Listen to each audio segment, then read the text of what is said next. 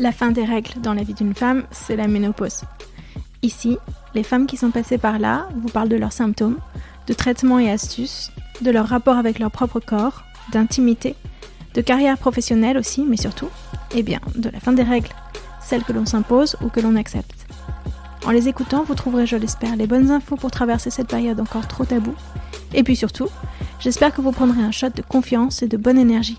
Je m'appelle Odayo et j'ai 44 ans. Allez, venez.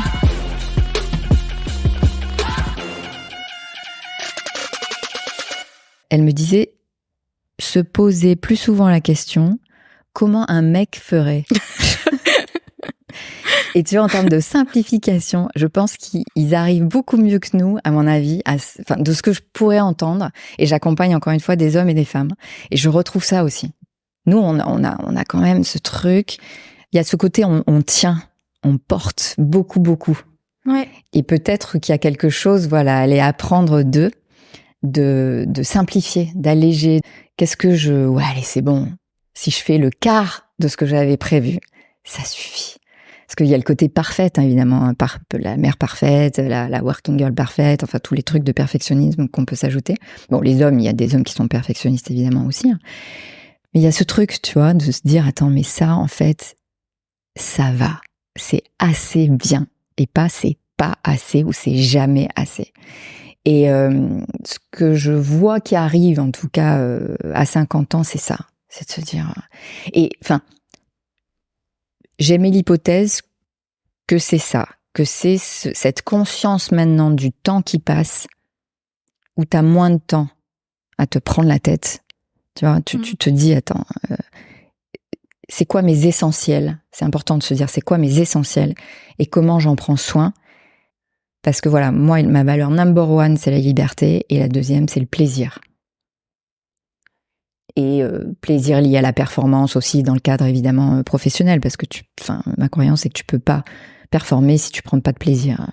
Alors dans le milieu du sport, ils ont compris ça depuis longtemps si tu veux, mais dans le milieu professionnel c'est encore difficile. Mais ouais, vraiment se dire ok, comment je prends un maximum de plaisir à ce que je fais. Donc c'était pas la priorité. Et je m'étais même dit bon, en fait. Bah voilà, ça y est, c'est derrière moi. La sexualité, c'est derrière moi, si tu vois. C'est-à-dire, je vais rentrer dans la cinquantaine et en fait, j'aurai plus de rapport. Tu vois, on verra. Mais en fait, je pense que ouais, c'est fini. En fait, je pense que l'épanouissement sexuel, c'est vraiment derrière moi. Donc bon. Et bon, là-dessus, je divorce, etc. Comme je t'ai dit, pour moi, c'était pas du tout le sujet d'avoir quelqu'un avec vraiment, mais vraiment, hein, cette croyance de me dire, ok, c'est fini. Terminé. Aujourd'hui, tu en rigoles. Ah, mais aujourd'hui, j'en rigole parce qu'en fait, donc aujourd'hui, je suis avec un homme depuis maintenant, on a fêté nos 2 ans. Et c'est le feu. Je libère, qu'est-ce que j'enlève pour que ça puisse faire de la place à du nouveau. Bon, là, le nouveau, ça a été une nouvelle relation. Et c'est, puisqu'on est là-dessus, hein, sexuellement, je crois que ça a rarement été comme ça. Au fait, l'amour 2 fois par semaine, je donne les standards des Françaises. Je vais pas y aller, non, bien plus. Bien plus. En plus, c'est le début, si tu veux, donc tu vois. Mais tout ça pour dire que voilà, ça a été vraiment après 50, ou en tout cas à la cinquantaine, et je m'y attendais pas du tout, en fait. Je m'attendais pas du tout à ça.